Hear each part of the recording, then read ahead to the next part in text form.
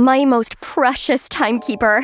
There's a saying that goes, when you fully trust someone without any doubt, you'll either have a person for life or a lesson for life. You bet I learned a valuable lesson because that quote manifested itself into my life. It was the summer of 2000, before our beloved smartphones and social media even existed. Elio, Tara, and I were exploring the glorious Barcelona. Spain was our first stop on our trip across Europe to celebrate high school graduation. That's 18-year-old me. I'd always wanted a partner who I could trust with my life and stick with me through thick and thin. But the boys I dated were too childish or selfish to be considered trustworthy, except for my sweet Elio. He's always so attentive and cared for me greatly, but somehow he couldn't ease my anxiety. At the beginning, I wanted us to have a couples trip, but then I decided to have my only friend Tara join us, just to be safe. My treat, of course. Only Tara stayed friends with me after many other greedy leeches tried latching onto me for my family's wealth. Sure, I got you, girl. I was thinking you might just chicken out without me. Ha ha ha. She knew me too well. And so our journey began. Why Barcelona, you asked? Because I wanted to connect to my Spanish roots since my grandparents met, then got married over there. Hopefully, Elio and I would be just like them. After weeks of sampling Michelin restaurants, 5-star hotels, and high-end nightclubs, we visited Las Ramblas Market, and so did dozens of other tourists. Ugh, are they not seeing me intentionally? I can't suffocate between sweaty people, so I let us out of the crowd. Here comes fresh air. But hey, where are Tara and Elio? I reached for my phone and suddenly remembered that Elio had my handbag. My whole life's in there. My phone, my money, my passport. Ah, police! Officer, please help! I'm lost and I don't have my documents on me. But why did they keep dashing their gaze to me, then to each other? Oh, they understood me. Then they signaled me to follow them, probably to the police station. What? This is a hospital. They think I'm nuts? No, this isn't happening. What do I do? Excuse me, you need help? That snapped me out of the panic attack. I turned around and saw 2 male supermodels. My. Hang on, time and place, Michaela. Turns out the guy who just approached me was Guzman. He's quite fluent in English and very friendly. Meanwhile, the cold one was Manu, who seemed to be watching me like an alien. I told him about my situation, then they led me to the U.S. Embassy.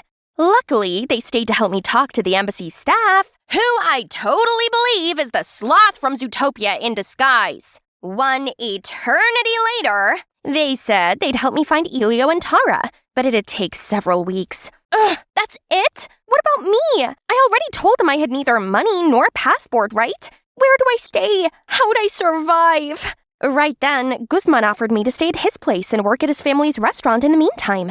Huh?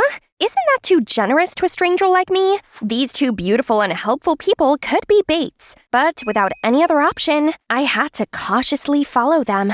This was the first time I ever had to be on my own in a strange place, and the fact that their home was an old, slightly shabby restaurant didn't help. Mr. and Mrs. Rios, the owners, aka their parents, welcomed and fed me. I wasn't sure if the food was poisoned or not, but my rumbling tummy convinced me to blindly trust them for now. Then they showed me my room. That's nice. Perhaps a bit too nice, especially to a complete stranger. Am I gonna get kidnapped like when I was 5? If it wasn't for my bodyguard, I'd be living in a human trafficker's wonderland now. This room's only secured by a simple slide bolt, so I used all my strength to barricade the door with this wardrobe. Whew, that'll do it. I couldn't sleep much and got up pretty early, but it took me a while to remove my barricade and get downstairs. Scratch that. Or I might give myself scoliosis. At breakfast, they asked me how I was doing. I could only mutter a few Spanish phrases from school and prayed for my Spanish ancestors' assistance, while their replies were too fast for me to comprehend. Besides, it sounded like they used a different language to communicate. Sensing my confusion, Guzman explained that people in Barcelona speak Catalan in their everyday life, not standard Spanish. Oh, right. Suddenly, I felt so alone among them. Unsurprisingly, when they opened, I was assigned dishwashing duty and organizing the storage room because I didn't speak any Catalan. Back home, I had maids and servants pick up after my every step. Literally. So working here was torture. Not to mention the hot weather here was draining me. My slow pace earned me Manu's glare, his annoyed frown, or sometimes a few words that I'm sure weren't very nice. Fortunately, Guzman was there to be the usual comic relief. I'm sorry, I don't know what I'm doing. De nada. You're doing your best, girl. Don't worry about that grumpy cat. Still, Manu was just one of my many problems. Everything seemed confusing, from how they tell the time to the metric system. Not to mention, mealtimes in Spain were always somehow 2 hours late. I swear, I almost blacked out from hypoglycemia the first few days. But today, Manu suddenly demanded I take a table's order. Maybe they sensed my nervousness, so they pointed at the dish they wanted from the menu. Gazpacho and pesto pasta? Got it! Call me Bear Grylls. Improvise, adapt, overcome is the way to go. A while later, I was just vibing in the kitchen when I heard a commotion outside. I ran out and realized the customer from before was coughing violently. What's happening to him? I saw Mr. Rios ran up to his date, asked a few questions, and checked his half-eaten pasta. His face suddenly turned pale, and he immediately called an ambulance. Michaela, did you, by any chance, not hear that he said he had a nut allergy? Perhaps. He told me his food should be nut-free because he's allergic, but that went over my head. Thank God the ambulance arrived on time, so he was okay. Still, Mr. Rios had to apologize, and that meal was on the house. And me? Manu gave me a piece of his mind. Why is he angry at me? He knew I didn't speak their language, yet he made me take their order. I wish I spoke Catalan so I could fire him instantly. Guess I'll have to fire myself. Adios! I was walking around aimlessly when Manu and Guzman found me. They said they were looking for me everywhere. Manu's awkward expression was very unlike his usual cool appearance. Sorry, you not know Catalan, I not know English. We, misunderstand. Go home, please, okay? Now I knew this guy seemed cold only because he didn't speak English. Seeing their sincerity, I followed them back. But will I ever return home? What if I'll never see my friends and family again for the rest of my life? The next day, I went to the U.S. Embassy and received shocking news. Elio and Tara not only had already left Barcelona, but Spain. A week ago. Why didn't you inform me immediately when you found them? Oh, we were gonna do that tomorrow. They're gone anyway. What's so funny about that, you moron? Never mind. Burning this place down wouldn't solve anything. My world had already collapsed. What did I do to deserve this? Why am I surrounded by cruel people? My paranoia was proven right once again. I can't trust anyone but myself. I relayed the news to the Rios and asked if I could live with them longer. They reassured I could stay as long as I needed. They can't reach you now either. They couldn't have abandoned you. Maybe they were looking for a way to help you. Chin up, Queen. Your tiara's gonna fall. This family's hospitality and positive energy are unmatched. Still, it saddened me that I couldn't return home just yet. A few days later, surprisingly, Manu offered me Catalan lessons. In return, I shall teach him English. He was a natural. I, on the other hand, felt like I was born with a wrong tongue. Whenever Manu got mad at me for making mistakes, I'd bombard him with questions as a distraction. Why do you use Celsius and not Fahrenheit here? Why Catalan and not Spanish? And what's up with siesta? I swear, it's like the entire city suddenly drops dead in the middle of the day.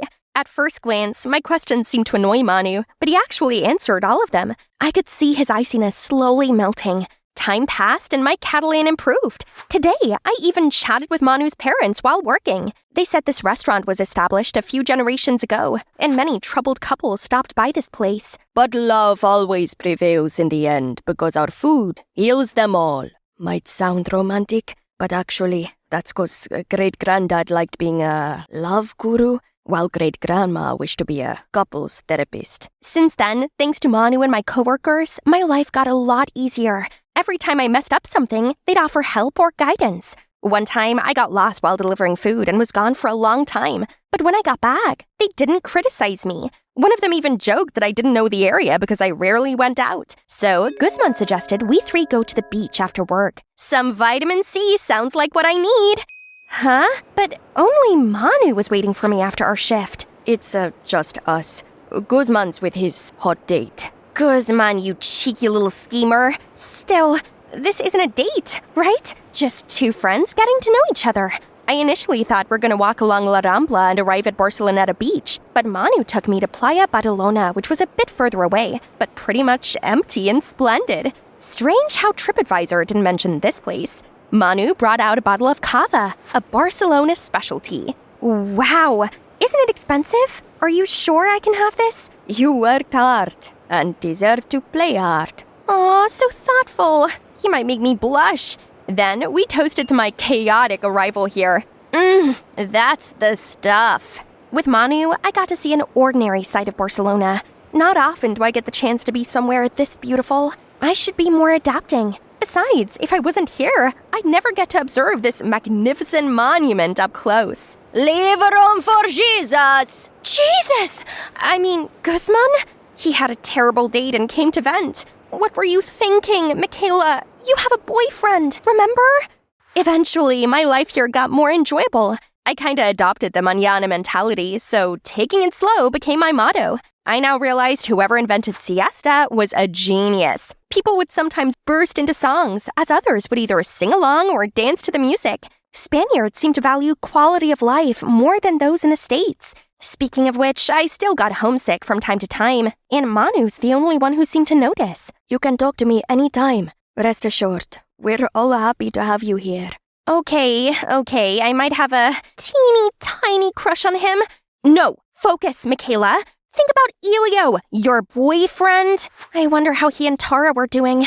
Speak of the devil, I saw them again that evening on a TV show about tourism in Marseille, France. And they shamelessly claimed to be a couple. I couldn't believe it. However, without my passport, I couldn't get to them. So I asked Manu and Guzman to go there, and they agreed. Girl, don't worry. I'm more than happy to bring those traitors to justice on your behalf. No matter what had happened, I'll be eternally grateful to them. My guardian angels. They returned after a couple of days with my stuff, but Manu said those two showed no remorse as they put all the blame on me.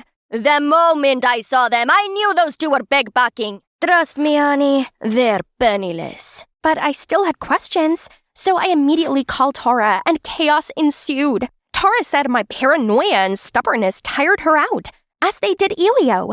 We kept it to ourselves all this time because we didn't want to hurt you. But actually, it felt like a relief to not have you around. Did you know that we bonded over shared trauma? That's you. Good. I hope you two are happy asking strangers for money together. Tara, are you talking to Michaela? Mickey, wait! I can't listen to another word. There wasn't even any tears left in me. Manu sat down next to me. Hey, you got rid of those traitors. Why the long face? I'm fine. Don't mind me. I just lost the only two people I trust outside my family. No biggie. Come now, it's not that bad. Give up! What the? Oh, oops, my bad. Don't give up. I mean, cheer up? Don't laugh. I mean it. Since you got here, you've become a lot more independent, haven't you? You're quite a strong, resilient girl. He's right, and not just because I like him. I'd been so caught up in everything that I didn't realize I'd been entrusting my life to him, who I barely knew. I'd been relying so much on him and his family. Maybe it's not so bad knowing good people still exist. And this guy, he makes it so hard for me to leave this place.